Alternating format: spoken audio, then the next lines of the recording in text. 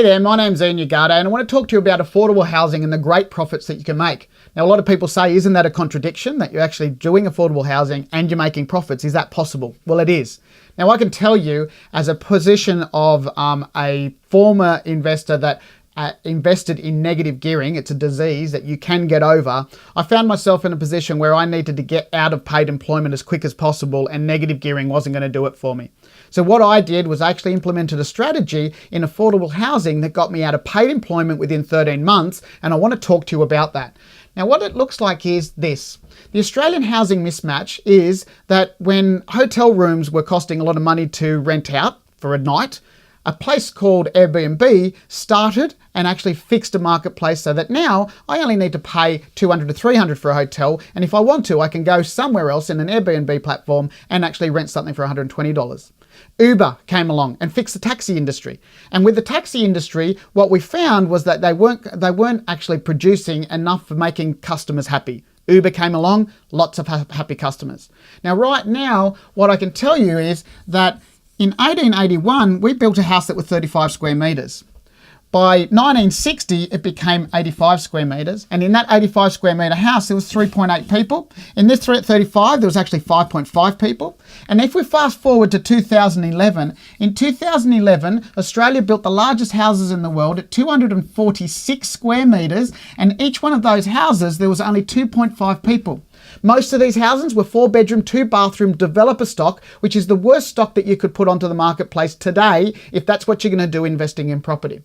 Now, what I also want to say to you is that there's a mismatch in the marketplace because when you look at the marketplace, 80% of the people that are looking for rent are either singles or couples.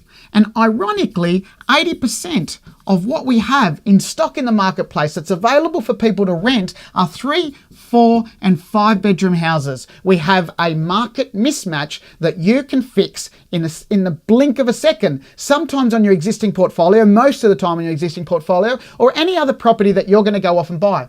Because let me look at what it looks like for you. Let's take a standard everyday 4-bedroom house. You'll have a bedroom down here, you'll have 3 bedrooms up here, and you'll have 1 kitchen and lounge area. Now, as a standard return, and I can tell you there's some studies in the metropolitan area of Australia where a 4-bedroom house rents for $420 a week. So this is a 4-bedroom house, but a 2-bedroom house actually rents for $415. So you're gone off and you've built an extra 2 rooms, an extra 100 square meters for a $5 return on your investment. That's not a good return investment. But what if I said to you that you can take planning policies around the country and that within somewhere between 2 weeks to 4 weeks, you can get approval to take that exact same house and convert it and create a communal area in here, and each one of them can have their own bathroom and sometimes their own kitchenette and use 1 communal area, and each one of these couples or singles will now be renting somewhere between $200 to $250 per week. That effectively means that you were used to get $420 a week rent, you're now getting $800 to $1,000 per week. Double your income, half the house. In this case, double the income, quarter the house. Now, you might say, well, really? What does it really mean? Residents that stay in our properties are great residents. They actually save a half to 1/3 off their normal rent. The investors do really well out of it. And what happens is that we create genuine community with the people that live in that house, because what we've done is we've provided some diversification in housing. I know that when I grew up in a street in Sydney, that I had multiple different houses in my street with multiple different people. Right now, it might surprise you that the biggest growing demographic of homelessness in the country is the 55 plus single female. These are women and men that you would not realise are actually homeless because we no longer see the face of homelessness.